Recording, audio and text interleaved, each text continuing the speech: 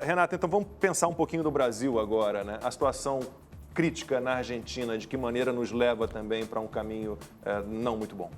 Na verdade, a situação crítica na América Latina, que ela persiste, ela nunca vai embora, ela pode servir de alerta para o Brasil. Então, eu sempre falo isso, que a gente tem que tirar dessas experiências o que deu errado, como já deu errado em muitas coisas aqui no Brasil, e o que deu errado na Argentina e em outros países, para a gente não repetir. E essa receita do populismo, infelizmente, ela é muito persistente na América Latina. Então, a Argentina pode contribuir de uma maneira negativa, primeiro na questão comercial, mas que isso já está sendo deteriorado há algum tempo, né? Não é de hoje. Então, o Brasil sempre se mobiliza em procurar outros parceiros comerciais e fazer disso não ser um grande problema, mas principalmente eu acredito em crises imigratórias, como já aconteceu com a Venezuela, né? Os estados do norte do país recebendo muitas pessoas, e são estados pobres que também já não têm condições de suprir as próprias necessidades da população, quanto mais de pessoas vindo de fora. Eu acho que isso vai acontecer,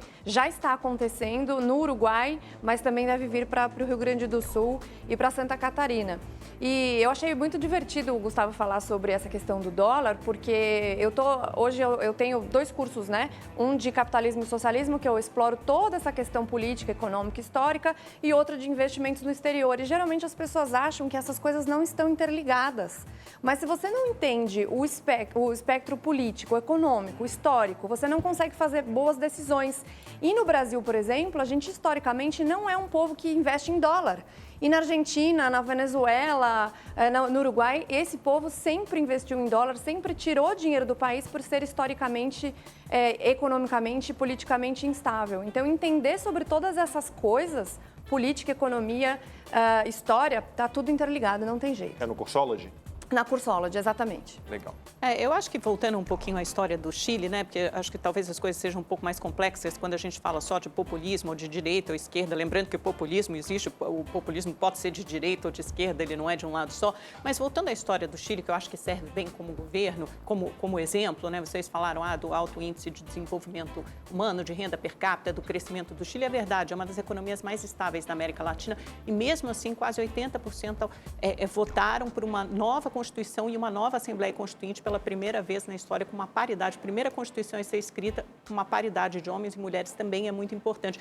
E outra coisa é que o Chile foi um laboratório do liberalismo na época dos Chicago Boys, que vem dos Estados Unidos na década de 60 e 70, e tem a Constituição chilena em 1980, ainda um resquício da ditadura, um entulho da ditadura militar do Augusto Pinochet, que tem essa raiz liberal e, de alguma forma, também não deu conta de atender anseios por mais investimento em saúde, em educação, aposentadoria, um grave problema dessa mesma geração do Pinochet que agora está se aposentando, normalmente com 30% ou 40% do salário da ativa, abaixo de um salário mínimo, abaixo dos $400 no Chile. Então, você tem um caldeirão ali social que eclodiu, essa grande onda de manifestações e protestos que a gente viu no ano passado. Então, o que me interessa entender aqui, Renata, Gustavo, é a formação histórico-cultural da América Latina, que levou a explosões em vários países desse tipo, e mesmo numa economia aparentemente estável como o Chile, ela pode encobrir demandas sociais e uma desigualdade social muito grande. Então, até que ponto o liberalismo, só o liberalismo, é a resposta para todos esses problemas? Não foi no Chile.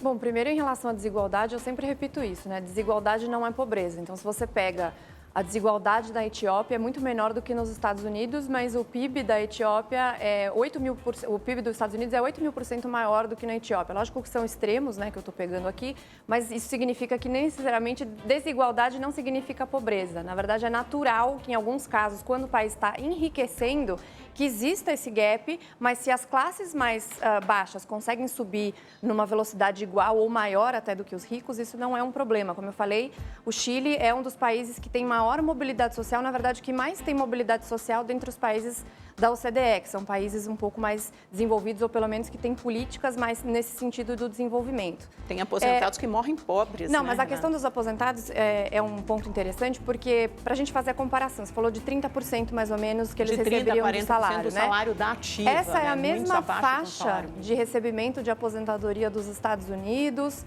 e de outros países desenvolvidos, e tem a ver com o tipo de arrecadação que é feito. Então, no Brasil, a gente tem 11% do trabalhador e mais 20% pago pelo empregador. Que é o modelo de repartição, né? Isso, lá é o modelo de capitalização, só que ele é de 10% somente. Então, a contribuição do trabalhador chileno ela é muito baixa, é de apenas 10%. Então, obviamente que numa conta, a conta não iria fechar de ter mais do que 30%, lá é 34%, na verdade, está dentro das faixas de países desenvolvidos de aposentadoria. Mas os chilenos estão pedindo mais Estado, né? É Mas isso que eles estão pedindo com uma nova mais Constituição. Estado, porque, infelizmente, a América Latina tem essa cabeça de que o Estado vai resolver os problemas, quando, na verdade, o maior criador de desigualdade é o Estado. Um exemplo que eu te falo, quando você tem expansão monetária, você gera inflação naturalmente, seja de ativos ou seja dos preços no geral. Inflação é a pior coisa que pode acontecer para o mais pobre, é como se fosse um imposto invisível. E isso é um gerador de desigualdade imensa. E quando existe expansão monetária, quem absorve o dinheiro primeiro são as camadas mais altas da população e depois os preços vêm se ajustando, digamos assim, até o mais pobre. Isso só um exemplo. Então, assim, é óbvio que a gente tem que discutir diversos tipos de políticas, mas o problema não é o liberalismo, o problema é essa questão do populismo das pessoas sempre quererem mais Estado, achando que isso Renata, vai resolver os problemas. Se a gente for olhar, gente, o mundo real, peraí, me digam quais são os países mais desenvolvidos do mundo?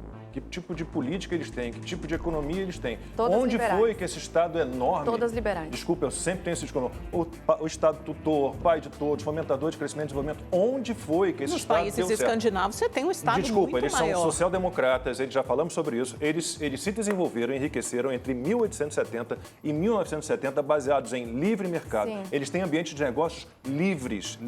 Não tem nada a ver com socialismo, Claro, o Estado é cada enorme. região tem suas não tem nada a ver. peculiaridades. Ninguém Então tá não falando cite em os países nórdicos, não tem nada. Esse Ninguém exemplo tá não falando serve. de A Renata já falou sobre socialismo. isso. Não, mas a questão Mas o Estado, Eu só tô tentando analisar o que está acontecendo no Chile. nos países É difícil a gente nórdicos, fazer eles esse têm, juízo primeiro, de são valor. países pequenos, com infraestrutura toda montada, eles não precisam de investimentos em infraestrutura, não precisam. Eles têm riqueza suficiente para bancar, durante um tempo, políticas sociais. Durante quanto tempo poderão manter essas políticas sociais? estão revendo A gente Não tem sei. modelos de Não desenvolvimento sei. Já econômicos estão revendo diferentes. isso. Na Europa é com a presença maior do Estado, em vários países europeus, como a França, por exemplo. Nos Estados Unidos é outro, com menor A França é um presença país do Estado. que vai Mas ladeira isso não abaixo. quer dizer que não existam problemas em todos esses modelos de Não desenvolvimento existe econômico. nenhum É só sistema isso. perfeito, né? Nos Estados Unidos, por Não exemplo, o existe. sistema de saúde é um grande tema de Não existe campanha. esse Foi na sistema eleição perfeito, do Obama existem e erros em continua todos, agora. mas um exemplo que eu sempre gosto de dar é o da Estônia, eu até falo dele no meu curso, rapidamente, só falar Gustavo já sobre, está com o sobre a dedinho em Estônia. pé, daqui a pouquinho eu vou passar a palavra aí. É difícil quando a pessoa não está aqui, né? Que a gente fica deixa. mais difícil. Desculpa, Gustavo, mas rapidamente, só para falar da Estônia, que é um exemplo que eu gosto muito, que é um ex-estado soviético que estava completamente dependente da Rússia, economicamente falando, comercialmente falando, quando foi levantada a cortina de ferro em 1991. E aí o primeiro-ministro que assumiu era um entusiasta do liberalismo, leitor de Milton Friedman, e começou a aplicar essas políticas. E hoje a Estônia é o 10º país mais livre do mundo. E em apenas 30 anos, eles conseguiram deixar a economia uma das mais prósperas do mundo. É o PIB per capita o dobro do Brasil. É lógico que tem peculiaridades em regiões, mas os mercados mais livres, que deixaram a economia mais livre, o cidadão mais livre, as empresas mais livres, no mundo inteiro são histórico de sucesso.